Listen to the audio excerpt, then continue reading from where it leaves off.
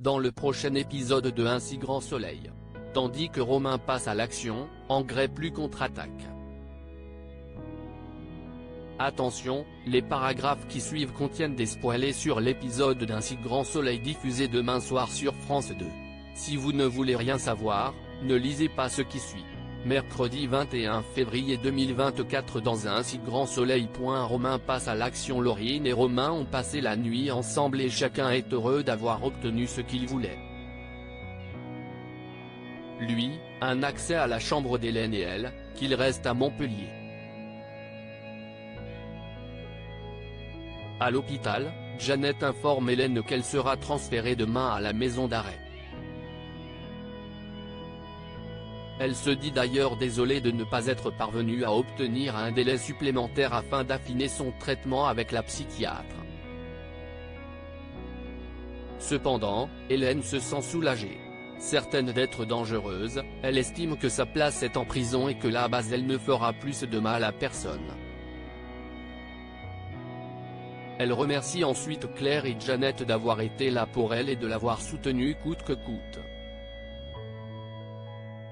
La nuit tombée, Laurine s'approche de la chambre d'Hélène et propose à Thierry de manger le plateau repas en trop du personnel en salle de repos. Bien qu'il ne puisse pas quitter son poste, le policier se laisse finalement convaincre.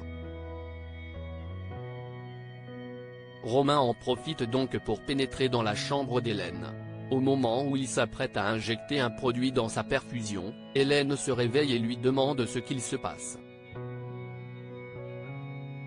Romain explique alors qu'il vérifie simplement sa perfusion puis la prie de ne pas s'inquiéter.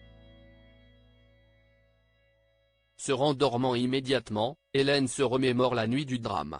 Christian la tenait en joue lorsque Romain a débarqué par derrière et a braqué son arme contre la nuque du marchand d'art. Christian s'est retourné pour faire feu mais Romain a été plus rapide. Blessé par balle, Christian s'est écroulé au sol.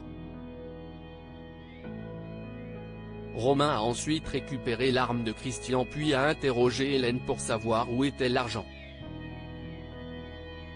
Tétanisée et en pleurs, cette dernière a répondu qu'elle ne savait pas. Romain lui a alors tiré dessus. Tandis qu'Hélène se réveille, elle comprend immédiatement que l'homme qu'elle voit lui injecter un produit est celui qui a essayé de la tuer. Engrais plus contre-attaqué. À la coloc, Ludo taquine Élise. En effet, le jeune homme a bien remarqué qu'Élodie lui plaisait. Si elle reconnaît qu'elle la trouve sympa, la policière explique toutefois qu'elle n'est pas du tout prête pour une nouvelle histoire. Pendant ce temps, William est stressé à l'idée de débuter sa chimiothérapie. Il faut dire que l'agriculteur craint d'avoir mal, d'être fatigué et surtout de ne plus pouvoir travailler. Élodie lui rappelle donc qu'elle va gérer l'exploitation avec Ludo le temps de son traitement. William se rend ensuite à l'hôpital. Sur place, le docteur Cresson déclare qu'il voulait être présent pour le soutenir pour sa première séance de chimio. Lorsque William le remercie de l'avoir aidé pour sa plainte avec son rapport d'analyse, le médecin rétorque avoir fait uniquement son travail. De son côté, le procureur Bernier est particulièrement remonté à cause des appels de journalistes reçus par le parquet pour avoir son avis sur la plainte de William dont il ne connaissait même pas l'existence. Pour sa défense, le commissaire Becker lui explique qu'il s'est fait doubler par la presse. En effet, le policier voulait vérifier les éléments communiqués dans le dossier avant de le tenir informé. S'il pense que cette affaire est sérieuse, ce n'est visiblement pas le cas du procureur.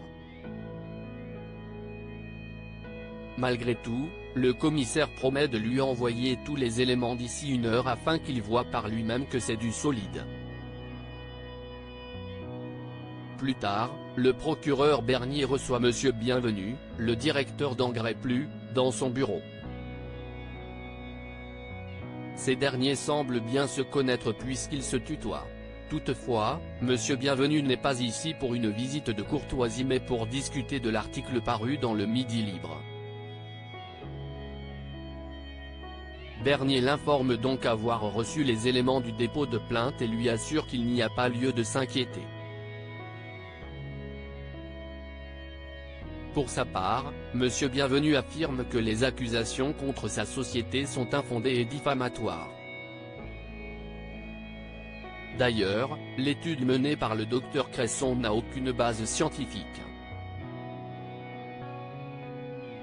Il en a même des dizaines qui disent le contraire. Non loin de là, Maître Levard, l'avocat de Monsieur Bienvenu, appelle Hervé Chanteux pour lui dire que son client va porter plainte contre lui pour diffamation et rupture de la clause de confidentialité. Prévenu par Claudine que cela risquerait d'arriver, le chimiste répond qu'il n'a pas l'intention de revenir sur ses propos. En effet, Hervé se dit content que tout le monde sache enfin qu'Engrais Plus fabrique des produits dangereux. Serge lui propose alors de trouver un arrangement mais Hervé l'envoie balader. Par la suite, Serge contacte le docteur Cresson et lui raconte que la société va l'attaquer pour dénonciation calomnieuse et falsification de résultats scientifiques. À son tour, le médecin l'envoie promener.